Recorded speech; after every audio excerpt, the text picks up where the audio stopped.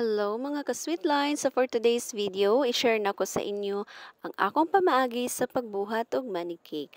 So una na akong gibuhat is ako nang gipangsulod ang bills sa ice wrapper and gisumpay-sumpay na din nako sila.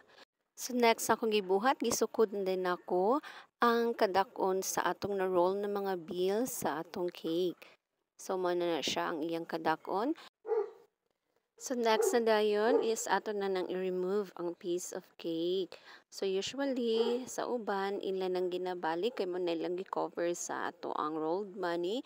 But sa ako nga part is dili na ko siya ginagamit. Ang akong gi-cover is ang icing.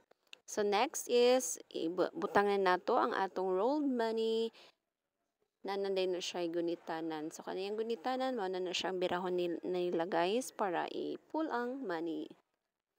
And of course, para ma-roll ang ato ang rolled money, butangan ato na siya og ali diha sa ilalom. So ato lang na siyang i-measure ang kadakon, ang katason, ug ato na siyang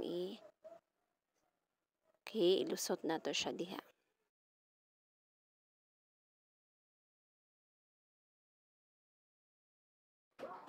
Ato na din siyang i-testing kung smooth ba ang pagbira sa atong money. And as you can see, perfect. Sa ato siyang ibalik guys, no? So positive, perfect na gid na ang pagbira. So i-make sure nato nga okay na gid ang money before nato siya i-cover. So mano na nga part, ako nagi-cover ang atong money diha. So akong gigamit sa pag-cover is icing.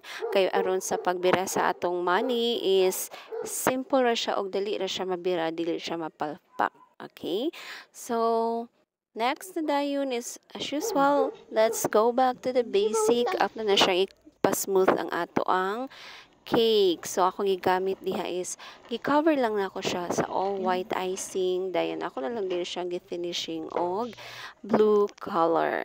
So ready na our cake for designing. So design na lang din ang color. So mag-mix na lang din ko diha og blue.